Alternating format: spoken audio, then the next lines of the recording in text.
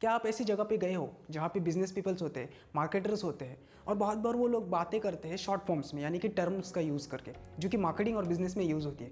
तो बहुत बार प्रॉब्लम हो जाती है अगर हमें वो टर्म्स के बारे में पता ना हो तो इसलिए इस वीडियो में आपको बताऊंगा ऐसी बेसिक टर्म्स जो कि बिजनेस और मार्केटिंग में यूज़ होती है। So hi guys, my name is Deepak, I am a digital marketer, passionate learner and now a YouTuber. आज हम इस वीडियो में बात करेंगे बेसिक टर्म्स के बारे में जो कि मार्केटिंग और बिजनेस में यूज़ होती है।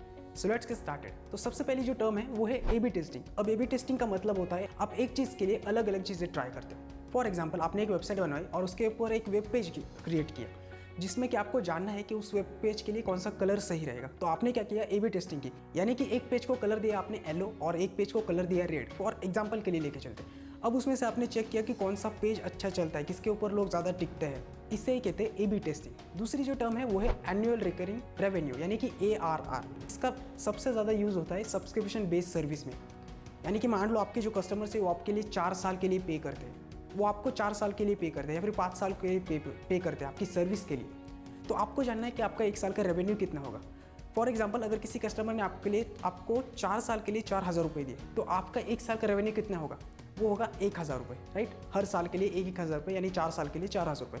तो यही होता है एनुअल रिकरिंग रेवेन्यू, यानी कि एक कस्टमर आपको 1 साल के लिए कितना पे कर रहा है। और मोस्टली ये यूज़ होता है SaaS बिजनेस में, जो कि software as a service use किया जाता है। तीसरी जो टर्म है वो है फनल।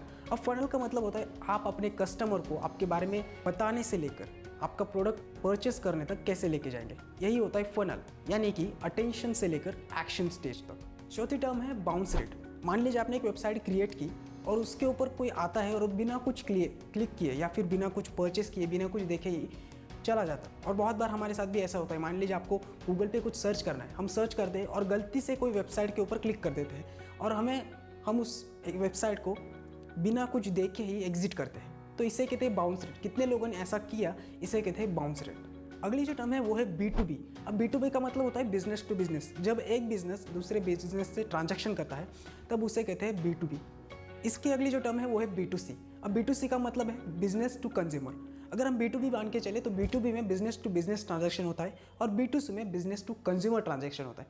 फॉर एग्जांपल, B2B में क्या होता है, एक रॉ मटेरियल अगर आपको चाहिए तो आप किसी और बिजनेस से वो मांगते हो, राइट। तो इसे कहते हैं बिजनेस टू बिजनेस। और B2C में क्या होता है, आप अपना प्रोडक्ट डायरेक्टली कंज्यूमर को सेल करते हो, तो इसे कहते हैं B2C। अगली जो टर्म है वो है बायर पर्सना। ये बहुत बार मार्केटिंग में यूज़ की जाती है ताकि आपको समझ आए कि आपका बायर कौन है। अब बायर पर्सना में क्या होता है, बायर पर्सना में आप सब कुछ जानते हो। उस पर इंसान की एज क्या हो सकती है, यानी कि आपके कस्टमर की एज क्या हो सकती है, उसकी इनकम क्या है, उसका जेंडर क्या है, वो कहाँ रहता होगा।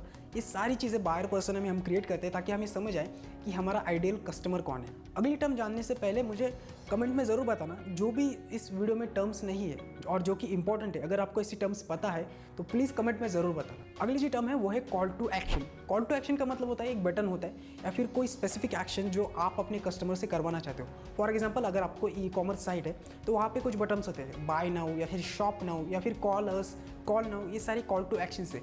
तो कौन सा कॉल टू एक्शन आपकी वेबसाइट पे बेस्ट होता है वो आपको सिलेक्ट करना होता है। तो कॉल टू एक्शन का सिंपल मतलब है एक बटन जो कि आपके कस्टमर को बताएगा कि आगे क्या करना है। नेक्स्ट जो टर्म है वो है चर्न रेट। अब चर्न रेट का मतलब क्या होता है, जैसे मैंने ARR में कहा कि बहुत बार SaaS बिजनेस मॉडल क्या करते हैं, सब्सक्रिप्शन बेस्ड सर्विस यूज़ करते हैं, राइट। जहाँ पे एक कस्टमर आपको 4 साल के या फिर 5 साल के पैसे एडवांस में या फिर एक साल करके देता है, राइट। तो चर्न रेट का मतलब होता है वो कस्टमर्स जो इस सर्विस को कैंसिल कर देते हैं बीच में। फॉर एग्जांपल, किसी कस्टमर ने आपको 4 साल के लिए पे कर दिया या फिर 4 साल के लिए आपके साथ डील साइन किया, उसके बाद उसने 2 साल बाद ही उस डील को कैंसिल कर दिया। तो कितने लोगों ने उस सब्सक्रिप्शन को कैंसिल कर दिया, इसे कहते हैं चर्न रेट। नेक्स्ट जो टर्म है वो है इंप्रेशन। इंप्रेशन का मतलब होता है कितने लोगों ने आपकी वो चीज़ देखी। फॉर एग्जांपल, अगर आप यूट्यूब वीडियोस बनाते हो तो कितने लोगों ने आपका थंबनेल देखा या फिर कितने लोगों ने आपके वेबसाइट पे आके एक पर्टिकुलर प्रोडक्ट को देखा, उसे कहते हैं इंप्रेशंस। सो बस यही सारे वो बेसिक टर्म्स है जो आपको जानने बहुत ज़रूरी थे। और कमेंट में मुझे ज़रूर बताना कि आपको इनमें से कौन सी टर्म्स के बारे में पता था या फिर कौन सी ऐसी टर्म्स है जो मैंने इस वीडियो में नहीं बताई और जो कि ज़रूरी है। Please let me know in comment ताकि और ऑडियंस को भी पता चल सके। और हाँ, इस वीडियो को लाइक ज़रूर करना और उन दोस्तों के साथ शेयर करना जो बिजनेस में है या फिर मार्केटिंग फील्ड में है। और मेरे चैनल को सब्सक्राइब करना ताकि आप बिजनेस और मार्केटिंग के बारे में सीखते रहे हिंदी में। Thanks for watching.